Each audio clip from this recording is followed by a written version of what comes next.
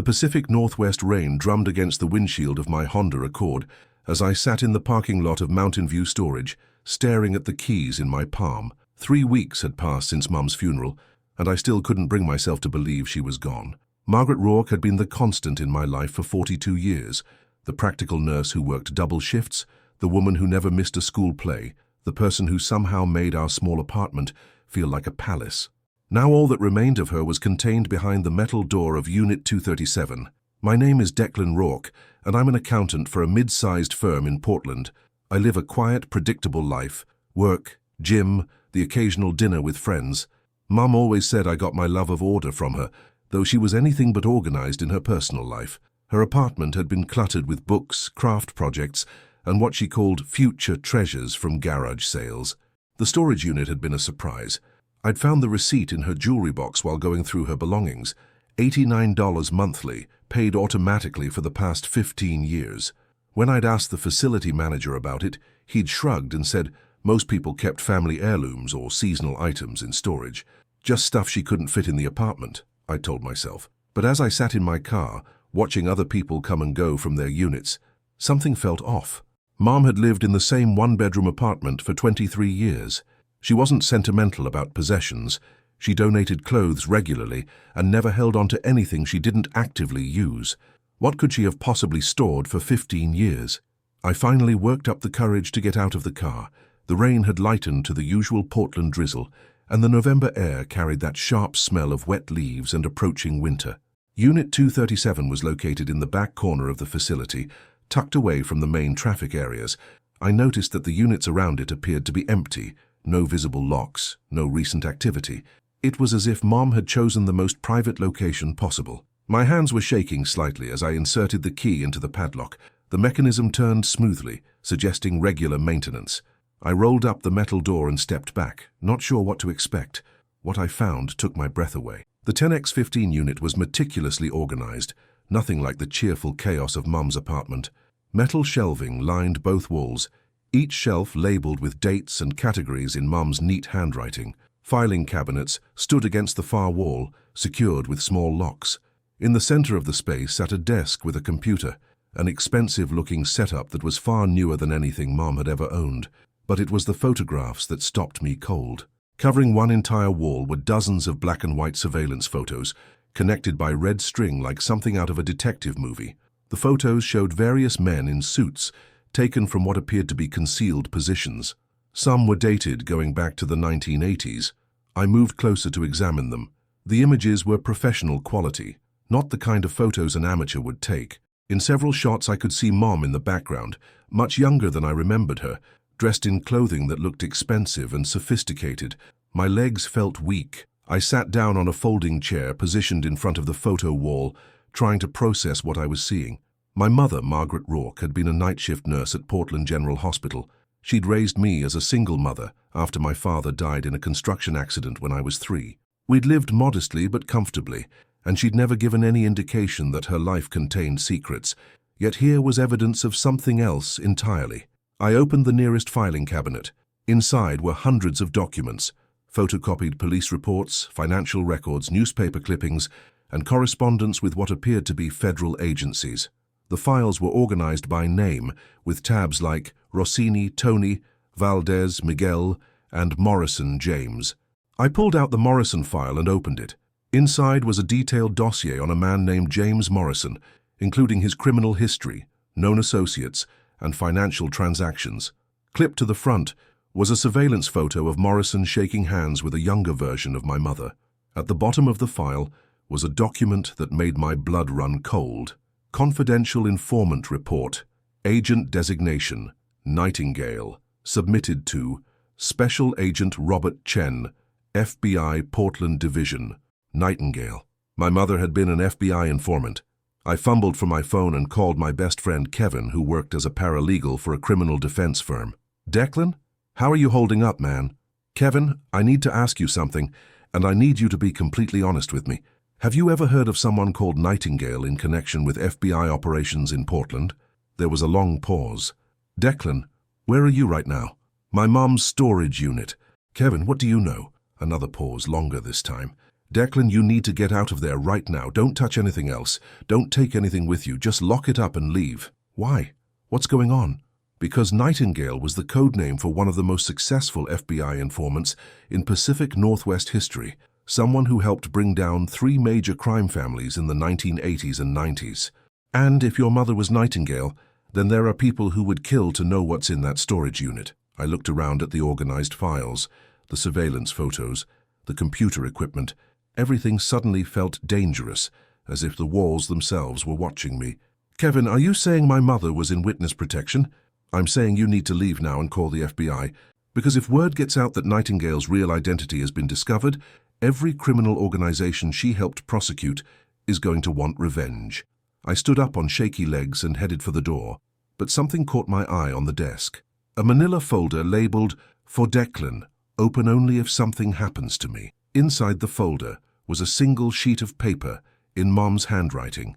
"My dear son, if you are reading this, then I am gone, and you have found my other life. I never wanted you to know about this, but I always knew someday you might need to understand who I really was. Everything in this unit is evidence of crimes I helped stop. I was never just a nurse, Declan. I was also someone who believed that bad people should face consequences for their actions.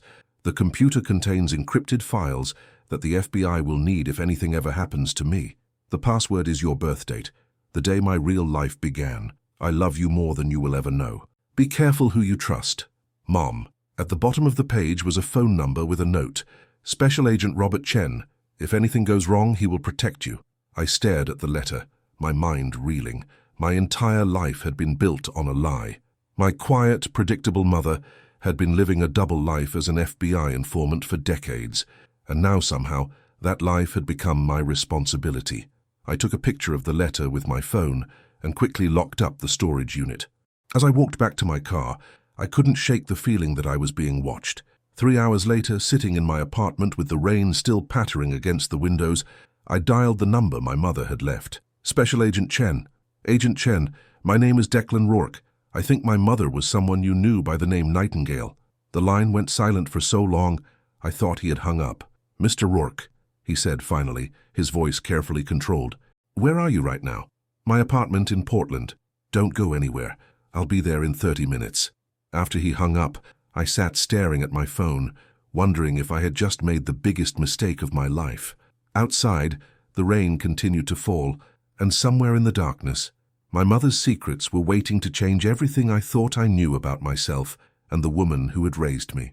Special Agent Robert Chen looked exactly like someone you'd expect to find in an FBI field office, mid-50s, graying hair, sharp suit, and eyes that seemed to catalogue every detail of my apartment within seconds of entering.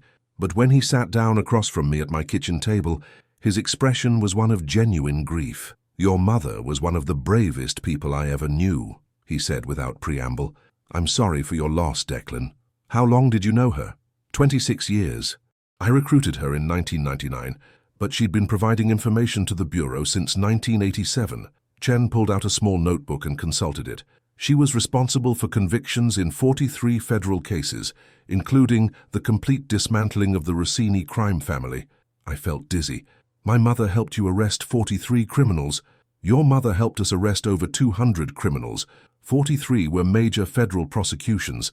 The others were smaller fish, money launderers, drug dealers, arms dealers. Margaret had a gift for getting people to trust her." Chen leaned forward, his expression serious. "Declan, what exactly did you find in that storage unit?" I described everything. The surveillance photos, the files, the computer, the letter. Chen's expression grew more concerned as I talked. "She wasn't supposed to keep any of that material," he said when I finished. "Informants are instructed to never retain copies of evidence or operational documents. It's too dangerous." "Then why did she?" Chen was quiet for a long moment. "Because Margaret Rourke was paranoid, and in her line of work, paranoia kept her alive." He opened his briefcase and pulled out a thick file. "Declan, I need to explain something about your mother's work with us. She wasn't just passing along casual information she happened to overhear. She was actively infiltrating criminal organizations, sometimes for months at a time." "Infiltrating, you mean like undercover?" "More than undercover. She would establish entirely new identities, build relationships with targets, gather evidence from the inside. It was incredibly dangerous work, and she did it for over 2 decades. Chen opened the file and showed me a series of photographs. They showed my mother in various disguises, sometimes as a cocktail waitress in an upscale bar, sometimes as an office worker, sometimes as someone's girlfriend. In each photo, she looked completely different, like a professional actress playing multiple roles. How is this possible? She was a single mother. She worked at the hospital. When did she have time for all this? The hospital job was her cover. We arranged for her to work specific shifts that gave her the flexibility she needed for operations. The hospital administration knew she was working with federal law enforcement, but they didn't know the details. I stared at the photographs, trying to reconcile these images with the woman who had made me breakfast every morning and helped me with my homework every night. Was anything about my childhood real? Chen's expression softened. Everything about your relationship with her was real, Declan. You were the most important thing in her life. Every operation she undertook, every risk she took, was motivated by her desire to make the world safer for you. Then why didn't she tell me? Because the people she helped us arrest don't forget. Crime families keep lists of their enemies, and they pass those lists down through generations.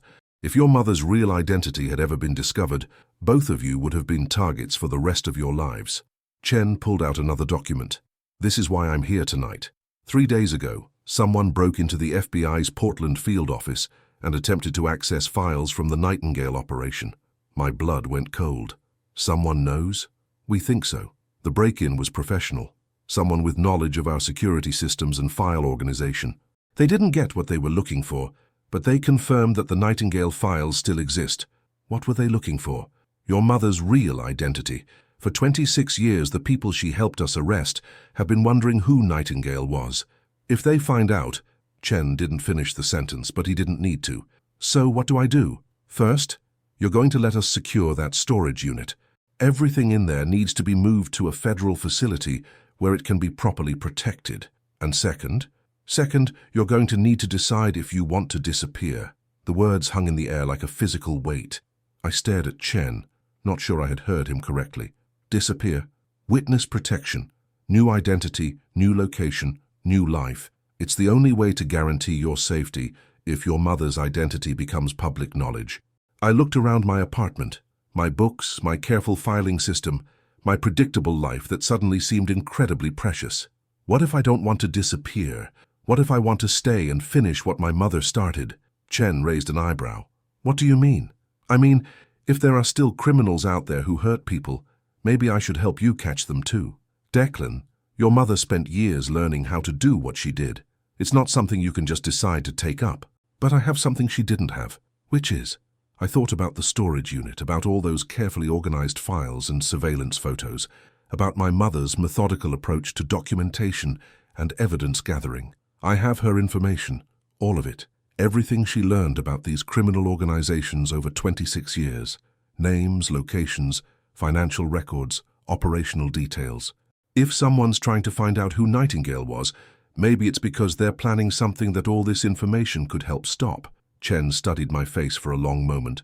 You're talking about using yourself as bait. I'm talking about finishing the job my mother started. She spent her whole life protecting me from the truth about who she was. Maybe it's time I use that truth to protect other people. Chen closed his file and leaned back in his chair. Declan, what you're suggesting is incredibly dangerous. The people your mother helped us arrest weren't petty criminals. They were organized crime figures, cartel members, arms dealers. These are people who torture and kill for a living. And my mother stopped them for 26 years. Your mother was trained. She knew how to handle herself in dangerous situations. She understood operational security, surveillance detection, emergency protocols. Then teach me. Chen stared at me for what felt like an eternity. Outside, the rain was still falling, and I could hear the distant sound of traffic on the interstate. Why? He asked finally. Why would you want to risk your life for this? I thought about my mother's letter, about her belief that bad people should face consequences for their actions. I thought about all the families who had been able to get justice because of her courage. Because she raised me to believe that doing the right thing matters more than doing the safe thing. Because somewhere out there, someone is planning to hurt people, and the information in that storage unit might be the only way to stop them. Chen opened his briefcase and pulled out his phone. I need to make some calls. This conversation never happened until I get authorization from my superiors. What are you going to tell them? That Nightingale's son wants to continue the family business. After Chen left, I sat in my apartment trying to process everything I'd learned. My mother hadn't been a simple nurse who worked night shifts. She'd been a federal informant who had spent decades infiltrating criminal organizations and gathering evidence that put dangerous people in prison. And now, because someone was trying to expose her identity, I had to choose between disappearing forever or stepping into her world. I walked to my bathroom mirror and stared at my reflection. I looked like an accountant. Soft features, careful grooming, the kind of person who wouldn't stand out in a crowd. But I could see something of my mother in my eyes, a determination that I'd never really noticed before. My phone buzzed with a text from an unknown number. "Your mother couldn't hide forever, neither can you." I stared at the message, my hands shaking. Someone knew who I was. Someone knew what I'd found. I called Chen immediately. "They know," I said when he answered. "I'm on my way back. Don't leave your apartment, don't answer the door for anyone except me." As I waited for Chen to return, I realized that my decision had already been made. I couldn't run from my mother's legacy, and I couldn't let the criminal she'd spent her life fighting win by intimidating me into silence. My mother had been Nightingale for 26 years. Now it was my turn. When Agent Chen returned to my apartment, he wasn't alone. A woman in her 40s accompanied him, tall, athletic build, with the kind of alert eyes that suggested she was constantly assessing potential threats. "Declan, this is Agent Sarah Morrison. She'll be heading up your security detail." Agent Morrison shook my hand with a grip that could probably break bones if necessary. "Mr. Rourke, I'm sorry about your mother. I worked several operations with her over the years. She was remarkable." I gestured toward my couch, but both agents remained standing. "We ran the number that sent you that text," Chen said. "It's a burner phone, purchased with cash in Seattle 2 days ago. Whoever sent it is professional and cautious." Which means they've been planning this for a while. The break-in at our field office wasn't random. Someone has been specifically hunting for information about Nightingale. Agent Morrison pulled out a tablet and showed me a series of photographs. These men were all released from federal prison within the past 18 months. They were convicted based on evidence your mother provided. I studied the faces. They looked exactly like what you'd expect convicted criminals to look like, hard, angry, and completely without remorse. "Any of them could have sent that text," Morrison continued. "But we think the real threat comes from someone who never went to prison." "What do you mean?" Chen sat down across from me, his expression grave. "Declan, there's something about your mother's work that we never told you, something we never told anyone." "What?" The Rossini crime family wasn't the only organization she infiltrated. In the early 2000s, she helped us investigate a corruption network that included federal agents. I felt the blood drain from my face. Corrupt FBI agents? FBI, DEA, ATF, local police, judges, prosecutors. Your mother uncovered a network of law enforcement officials who were taking money from criminal organizations in exchange for information about ongoing investigations. Morrison leaned forward. 3 agents were convicted and sentenced to federal prison, but we suspected there were others who managed to cover their tracks. "And you think one of those corrupt agents is trying to expose my mother's identity?" "We think one of those corrupt agents wants revenge, and they're using the threat of exposing your mother's identity to draw you out." Chen pulled out another file. "Which brings me to something else we need to discuss. Something your mother made us promise never to tell you unless your life was in danger." "What now?" "Your father didn't die in a construction accident." The words hit me like a physical blow. I stared at Chen, unable to process what he'd just said. "What?" "Your father, Patrick Rourke, was killed by members of the Valdez cartel in 1983. Your mother witnessed his murder." I stood up abruptly, my legs shaking. "That's impossible. I was 3 years old. I have memories of his funeral. There were flowers, people from his construction company. All arranged by us," Morrison said gently. "Your mother came to us 3 days after Patrick was killed. She'd seen the men who did it. She could identify them, but she was terrified they would come after you next." "So you faked his funeral?" "We created a cover story that would protect both of you. Patrick's death became a workplace accident, and your mother became a single mother working as a nurse. It gave her the perfect cover for her work with us." I sank back down onto my couch, my head spinning. How many lies were there? Chen opened the file and showed me a series of documents. Patrick Rourke was an accountant who worked for several businesses that were fronts for money laundering operations. He'd discovered discrepancies in the books and was planning to report them to authorities. "My father was going to be a whistleblower? Your father was a good man who stumbled onto something dangerous and tried to do the right thing. It got him killed." Morrison showed me a crime scene photograph that I immediately wished I hadn't seen. My father's body in what looked like a warehouse surrounded by evidence markers. The men who killed him were never prosecuted, she continued. The evidence disappeared, witnesses recanted their statements, and the case was officially closed as an unsolved homicide. But my mother never forgot. Your mother spent 26 years methodically gathering evidence against everyone involved in Patrick's murder. The Valdez cartel, the businesses they used for money laundering, the corrupt officials who helped cover up the crime. Chen pulled out a thick manila folder. This is why someone broke into our field office, Declan. Your mother didn't just help us arrest random criminals. She orchestrated the destruction of the entire network responsible for your father's death. I opened the folder and found detailed dossiers on dozens of people, cartel members, business owners, law enforcement officials, judges. At the front of the file was a handwritten note from my mother. For Patrick, justice delayed is not justice denied. She got them all? Everyone except the person who ordered your father's murder. Miguel Valdez, the head of the cartel, died of cancer in federal prison before your mother could testify against him. But his son, Carlos Valdez, was released from prison 6 months ago. Morrison showed me a recent photograph of a man in his 50s getting out of an expensive car.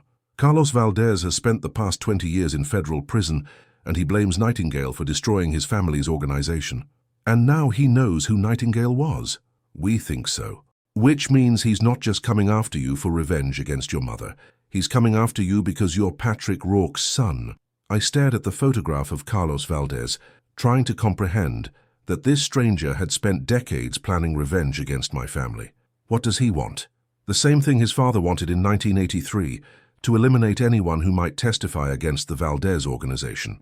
Chen closed the file. Declan, your mother left detailed testimony about everything she witnessed and everyone she helped us arrest. If something happens to you, that testimony becomes part of the official record, and it could be used to reopen cases against people who thought they were safe. So keeping me alive isn't just about protecting me, it's about protecting the cases my mother worked. Exactly. I thought about my mother's storage unit, filled with evidence she'd carefully preserved for decades. I thought about my father, killed for trying to do the right thing. I thought about the text message warning me that I couldn't hide forever. Agent Chen, you said earlier that you could teach me to do what my mother did. Declan, given what we now know about the threat level, given what we now know, running away isn't going to solve anything. Carlos Valdez has waited 20 years for revenge. He's not going to give up because I disappear. Morrison and Chen exchanged glances. What are you proposing? Morrison asked. I'm proposing we set a trap. Use me as bait to draw Carlos Valdez and anyone working with him into the open.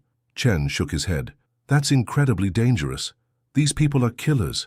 They killed my father for trying to expose them. They would have killed my mother if they'd found her. Now they want to kill me to cover up decades of crimes.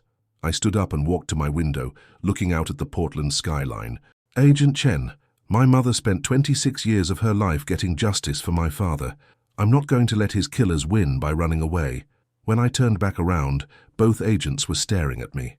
You look like her when you say things like that, Morrison said quietly. Like my mother? Like Nightingale. She had that same expression when she decided to take on impossible odds. Chen pulled out his phone. I need to make more calls. If we're going to do this, we'll need approval from the highest levels.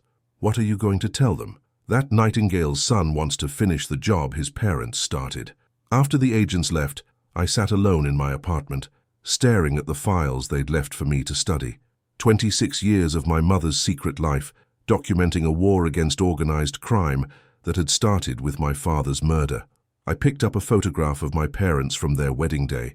They looked so young, so happy, so unaware that their love story would become a decades-long fight for justice. My phone buzzed with another text. Last chance to walk away. I typed back, come and find me. I was done running from the truth. It was time to finish what my parents had started. The FBI training facility outside Portland looked nothing like what I'd expected from movies and television shows. Instead of a high-tech complex with glass walls and dramatic lighting, it was a series of modest concrete buildings surrounded by forest. Agent Morrison had driven me there at dawn, explaining that I would spend the next 3 weeks learning basic operational survival skills. We're not trying to turn you into James Bond, she'd said during the drive. We're trying to keep you alive long enough to accomplish our objective. Our objective? Draw Carlos Valdez and his associates into a controlled situation where they could be arrested without endangering civilians. Agent Chen met us at the facility entrance, accompanied by a man who looked like he could bench press a small car. Declan, this is Agent Marcus Torres, our tactical training specialist. He's going to teach you everything your mother never had time to learn when she started working with us.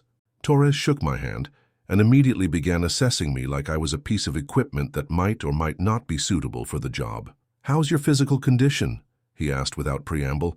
"I go to the gym 3 times a week. Cardio?" "Treadmill, usually." Torres made a note on his clipboard. "We'll start with endurance training. Can't run surveillance if you can't run. Period." The first week was brutal. Torres put me through exercises designed to test and improve my stamina, coordination, and ability to function under stress. I ran obstacle courses, practiced climbing walls, and learned to move quietly through different types of terrain. But it was the mental training that proved most challenging. Agent Morrison spent hours teaching me what she called operational psychology, how to read people's behavior, how to detect when someone was lying, how to maintain a false identity under pressure. "Your mother had a natural talent for this," she explained during one session. "She could become whoever she needed to be in any situation, but that skill came from understanding human nature at a very deep level." She showed me surveillance footage of my mother during various operations. In one video, she was posing as a secretary in a law firm suspected of money laundering. Her posture, speech patterns, and mannerisms were completely different from the woman I'd known as my mother. How did she do that? Practice and genuine empathy. Your mother understood that every person she encountered had their own motivations, fears, and desires. She learned to mirror those emotions to gain their trust. During the second week, I began learning technical skills. How to use surveillance equipment, how to take photographs without being detected, how to gather evidence without leaving traces of my presence. Agent Chen visited regularly to update me on the investigation's progress. "We've identified 3 men working with Carlos Valdez," he told me during one of our meetings, "all former associates of his father's organization who avoided prosecution." He showed me photographs of the 3 men. Roberto Santos, a former DEA agent who had been suspected of corruption but never charged. David Mitchell, a businessman whose companies had been used for money laundering. And Anthony Russo, a former prosecutor who had mysteriously dropped several cases against the Valdez organization. "They've been meeting regularly since Carlos was released from prison. We think they're planning something major." "What kind of something?" "We're not sure. But they've been acquiring weapons, surveillance equipment, and vehicles. This isn't just about revenge anymore. They're preparing for some kind of operation." Chen pulled out another file. "Which brings me to something we discovered in your mother's storage unit. Hidden in the computer were encrypted files containing information about offshore bank accounts used by the Valdez organization. Money they never recovered. Millions of dollars that were frozen during the original prosecutions, but never officially forfeited because the cases were dismissed or reduced. If Carlos can access those accounts, he can rebuild his father's organization." "Exactly. And the only thing standing in his way is the evidence your mother preserved." During my 3rd week of training, Torres began teaching me combat skills I hoped I would never need to use. "Your mother never carried weapons," he explained while showing me basic self-defense techniques. "She relied on her ability to avoid dangerous situations through careful planning and quick thinking. But sometimes you can't avoid them. Sometimes you can't, which is why you need to know how to defend yourself if everything goes wrong." He taught me how to disable an attacker, how to break free from restraints, and how to use common objects as weapons if necessary. But more importantly, he taught me how to recognize danger before it escalated to violence. "Most people ignore their instincts," Torres said. "They feel uncomfortable in a situation, but talk themselves out of trusting that feeling. Your mother stayed alive for 26 years because she always listened to her gut." On my final day of training, Agent Morrison presented me with a new identity.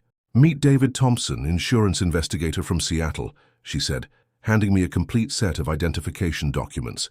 "You've been hired to investigate suspicious claims related to property damage in Portland." The identity was perfect cover for the kind of surveillance work we needed to do. Insurance investigators had legitimate reasons to photograph buildings, ask questions about people's activities, and access records that might otherwise be restricted. "David Thompson has a completely clean background," Morrison continued. "Credit history, employment records, social media presence, everything Carlos Valdez would need to verify your identity if he becomes suspicious." Chen joined us for the final briefing. Declan, I need you to understand that once you begin this operation, there's no going back. You'll be living as David Thompson until we arrest everyone involved in the conspiracy. How long could that take? Weeks, maybe months. Are you prepared for that? I thought about my comfortable apartment, my predictable job, my quiet life that felt like it belonged to someone else now. Agent Chen, 3 weeks ago, I thought my mother was a night shift nurse who died of cancer. Now I know she was a federal informant who spent 26 years fighting organized crime. I think I can handle living as an insurance investigator for a few months. Morrison smiled, the first genuine smile I'd seen from her since we'd met. You really are Margaret Rourke's son. That evening, as I prepared to leave the training facility, I called Kevin to let him know I would be traveling for work for the foreseeable future. Declan, are you sure you know what you're doing? He asked. This doesn't sound like you. Maybe it's exactly like me and I just never knew it. After I hung up, I stared at my reflection in the mirror, trying to see David Thompson instead of Declan Rourke. The person looking back at me appeared calm and professional, but I could see something new in my eyes, a determination that reminded me of the woman who had raised me. My mother had spent decades living a double life to protect me and seek justice for my father. Now it was my turn to live a double life to finish what she'd started. Tomorrow, David Thompson would begin investigating insurance claims in Portland, and Carlos Valdez would finally get the confrontation he'd been planning for 20 years. David Thompson's apartment in downtown Portland was nothing like Declan Rourke's comfortable home. It was a corporate rental filled with generic furniture and the kind of impersonal decor you'd find in any business hotel. But it was perfectly bugged with FBI surveillance equipment, and it had clear sightlines to 3 buildings where Carlos Valdez and his associates had been conducting meetings. I'd been living as David Thompson for 6 weeks when the operation finally began to yield results. "We've got movement," Agent Morrison's voice crackled through my earpiece as I sat in a coffee shop across from the Meridian building, where David Mitchell maintained an office. Santos just entered the building through the parking garage. I adjusted my position to get a better view while pretending to read insurance files. Through my telephoto lens, I could see Roberto Santos emerging from the elevator on the 15th floor. He looked nervous, constantly checking his phone, glancing around as if he expected to be followed. "He's carrying something," I whispered into my hidden microphone. "Can you see what it is?" Santos disappeared into Mitchell's office carrying what appeared to be a briefcase. 15 minutes later, he emerged empty-handed. "Package delivered," I reported. "Good work, David. Head back to your apartment. We'll analyze the footage tonight."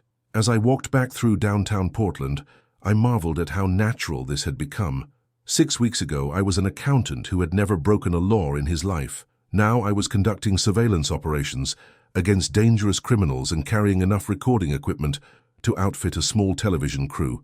But it was working. Through careful observation and the strategic use of my insurance investigator cover story, I'd been able to document dozens of meetings between Carlos Valdez and his associates. More importantly, I'd gained access to several buildings where they conducted business, allowing the FBI to plant additional surveillance equipment. My phone buzzed with a text from an unknown number. "Dinner tonight?" The usual place. It was the signal Agent Chen had been waiting for.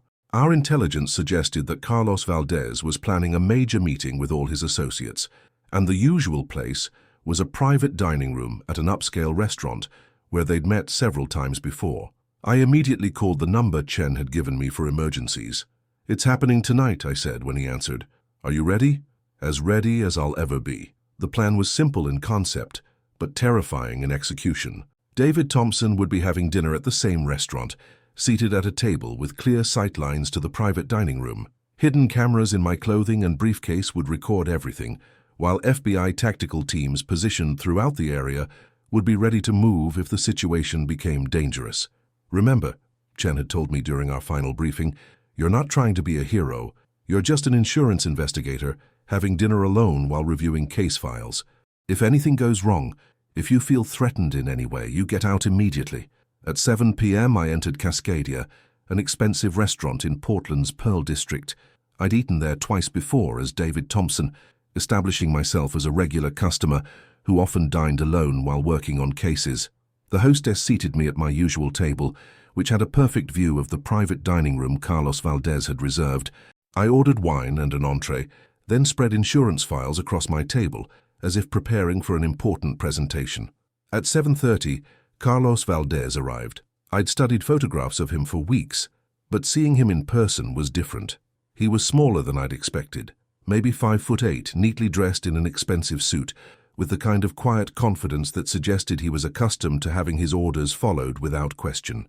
He was accompanied by Roberto Santos and David Mitchell. Anthony Russo arrived 10 minutes later, looking agitated about something. "All 4 targets are in position," I whispered into my hidden microphone.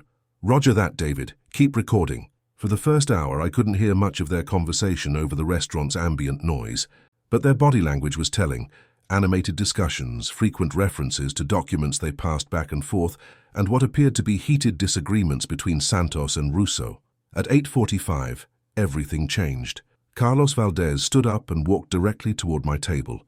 My heart rate spiked, but I forced myself to remain calm, continuing to review the insurance files spread in front of me.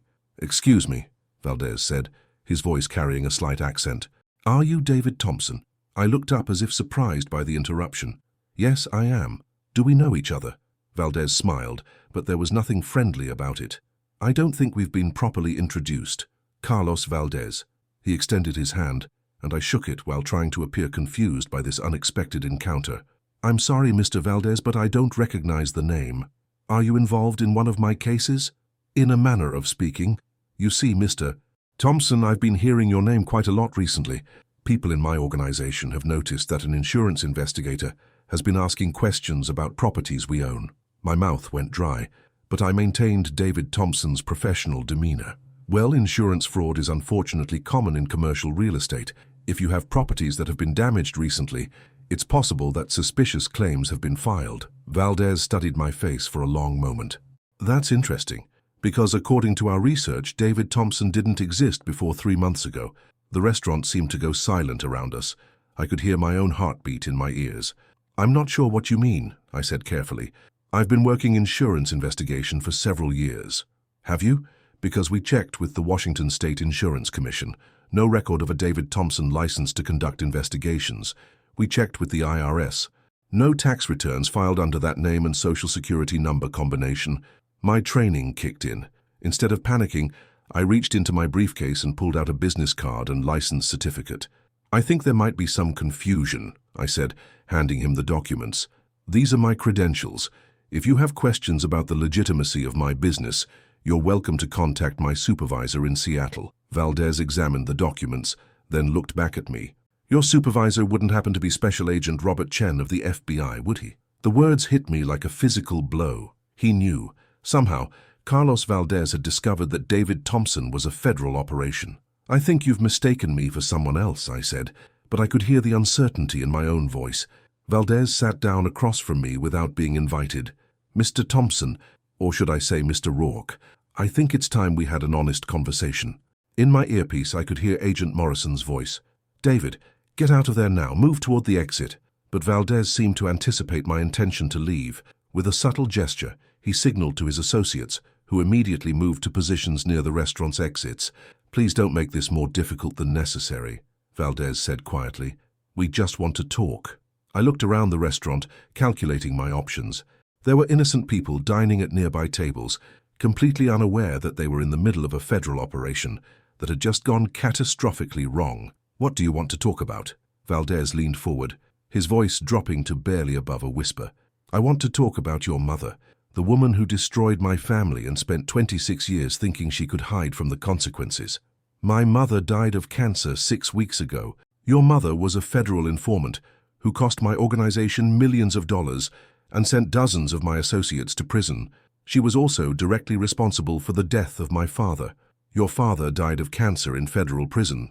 My father died of a broken heart because Margaret Rourke betrayed everyone who trusted her." Valdez's calm facade cracked slightly, revealing genuine anger underneath. "But Margaret isn't here to pay for what she did. You are." In my earpiece, I heard Agent Chen's voice. "Tactical teams are moving. Hold your position, David." But I could see Santos and Mitchell moving closer, and I realized that holding my position might not be an option much longer. "Mr. Valdez," I said, standing up slowly, "I think there's been a misunderstanding. I'm just an insurance investigator trying to do my job." Valdez stood as well, his hand moving inside his jacket. "No, Mr. Rourke. You're Margaret Rourke's son, and you're going to pay for your family's sins." That's when the lights went out. The restaurant plunged into complete darkness as FBI tactical teams cut the power and moved into position. I heard the crash of breaking glass as agents entered through windows, followed by shouted commands to get down on the ground. In the chaos, I felt someone grab my arm. Instinct took over. I twisted away using the techniques Agent Torres had taught me and moved toward what I hoped was the kitchen exit. Emergency lighting flickered on, casting eerie shadows throughout the restaurant. Diners were screaming and diving under tables, while FBI agents in tactical gear swept through the space with weapons drawn. "Carlos Valdez, you're under arrest!" Agent Chen's voice boomed over a megaphone.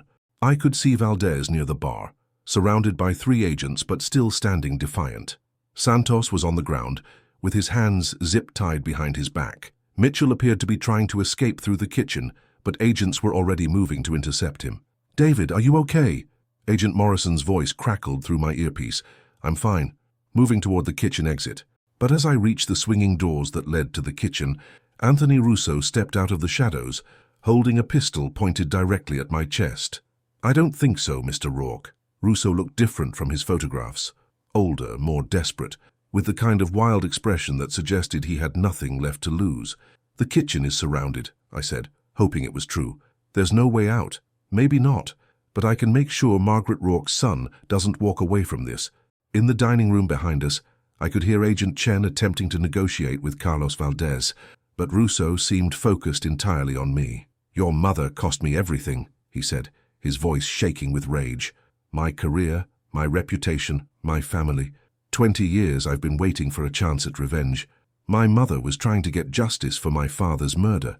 Your father was a fool who stuck his nose where it didn't belong, just like you." Russo's hand was trembling as he held the gun, and I realized he was as terrified as I was.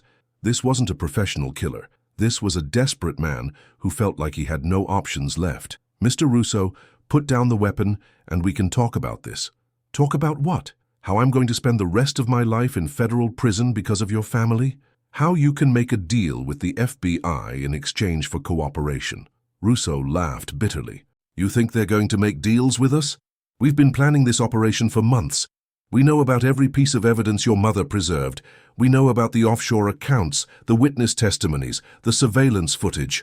Then you know you can't win. The evidence is already in FBI custody. The evidence is useless without witnesses to authenticate it, and witnesses can be eliminated." I heard footsteps approaching from the dining room, FBI agents moving systematically through the restaurant.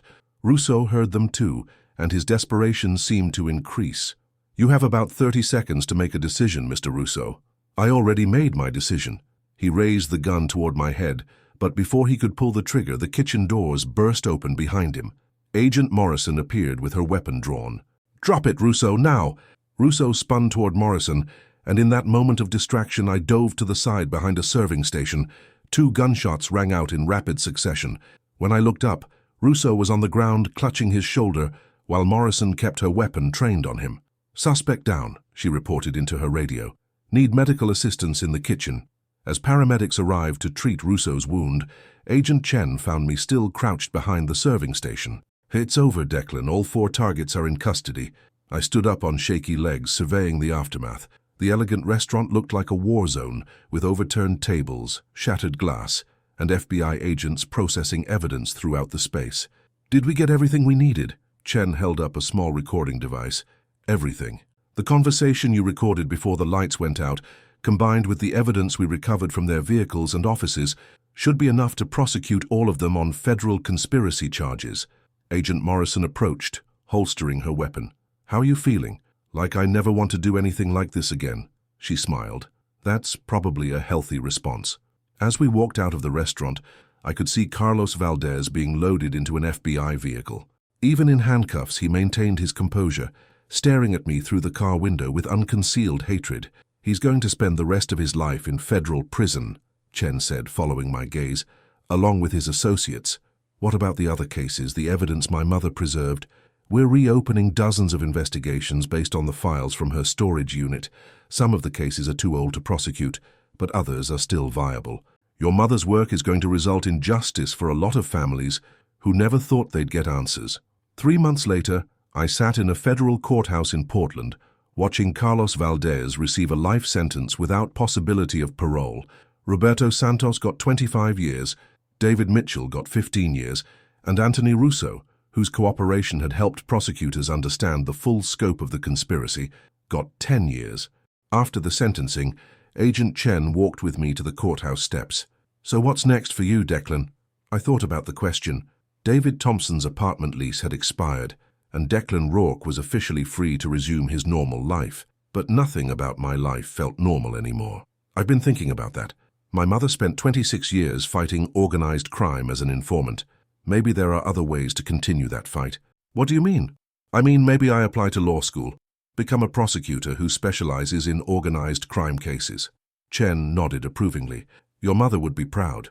As I walked away from the courthouse, I thought about everything that had changed since I'd first opened Storage Unit 237. I'd discovered that my quiet, predictable mother had been living an extraordinary double life. I'd learned that my father hadn't died in an accident, but had been murdered for trying to do the right thing. I'd spent months living as someone else to help bring dangerous criminals to justice. But most importantly, I'd discovered something about myself that I'd never known was there. The same courage and determination that had driven my parents to risk everything for justice. That evening, I visited my mother's grave for the first time since learning the truth about who she really was. The headstone still read, "Margaret Rourke, beloved mother," but now I understood the full meaning of those words. She had been beloved, not just by me, but by dozens of families who had received justice because of her courage. She had been a mother, not just to me, but to a cause that transcended any individual case or investigation. I placed a small American flag next to the headstone and spoke words I'd never had a chance to say while she was alive. Thank you for showing me what it means to fight for what's right, even when it's dangerous. Thank you for protecting me while you were protecting everyone else. Thank you for being the kind of person who would rather risk everything than let bad people win. As I walked back to my car, my phone buzzed with a text from Agent Morrison. "Law school applications are due next month. Just saying." I smiled and typed back, "Already submitted mine." My mother had spent 26 years as Nightingale, gathering evidence and seeking justice in the shadows. Now it was my turn to continue that fight, but this time in the light of day, as a prosecutor who would make sure the evidence she'd died protecting would never be forgotten. The secrets I'd found in my mother's storage unit had changed my life, but they had also shown me who I was always meant to become. The law library at Lewis and Clark Law School was quiet, except for the soft clicking of keyboards and the occasional whisper between study partners. I looked up from my constitutional law casebook and checked the time, 11:47 p.m. Most students had gone home hours ago, but I'd always been a night owl, a trait I'd apparently inherited from my mother. My phone buzzed with a text from Agent Morrison. "Saw the news about the Kozlov conviction. Congratulations, Margaret would be proud." I smiled and minimized my study materials to check the news article she was referencing. Victor Kozlov, a human trafficker whose organization had operated in the Pacific Northwest for over a decade, had been sentenced to life in prison based partly on evidence my mother had preserved in her storage unit. It was the 14th conviction directly tied to her files since Carlos Valdez's trial 3 years ago. After finishing law school next month, I'd already accepted a position with the U.S. Attorney's Office in Portland, specializing in organized crime prosecutions. It wasn't the quiet, predictable career I'd once planned, but it felt right in a way that accounting never had. My laptop chimed with an email notification. The sender was listed as M. Thompson, a name that made me pause. I opened it cautiously. "Mr. Rourke, you don't know me, but I believe you knew my father, Gerald Hoffman. I recently inherited his apartment and found a letter addressed to you. Would you be available to meet? I think you'll find it interesting. Maria Thompson, formerly Maria Hoffman." I stared at the email for a long moment. Gerald Hoffman, the private investigator from the storage unit case that had started my journey with the FBI 3 years ago. The man who had spent 20 years searching for justice for his daughter Eleanor. I typed back, "Ms. Thompson, I'd be happy to meet with you. When and where would be convenient?" Her response came within minutes. "Tomorrow at 2 p.m., Stumptown Coffee on Division. I'll be carrying a manila folder with your name on it."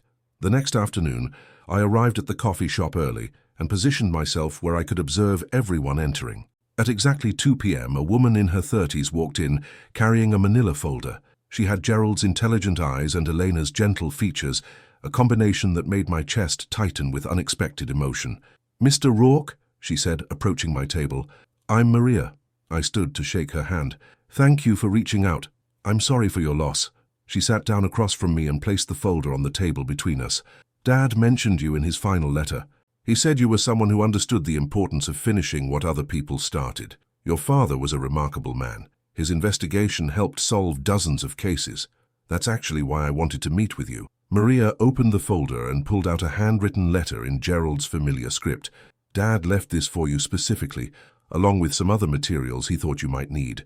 I unfolded the letter and read, Declan, if Maria is giving you this letter, it means I'm gone and she's discovered my other work. The storage unit you bought was just the beginning. I've been documenting criminal activities in Portland for over 30 years, and I've preserved evidence of crimes that go far beyond Elena's case.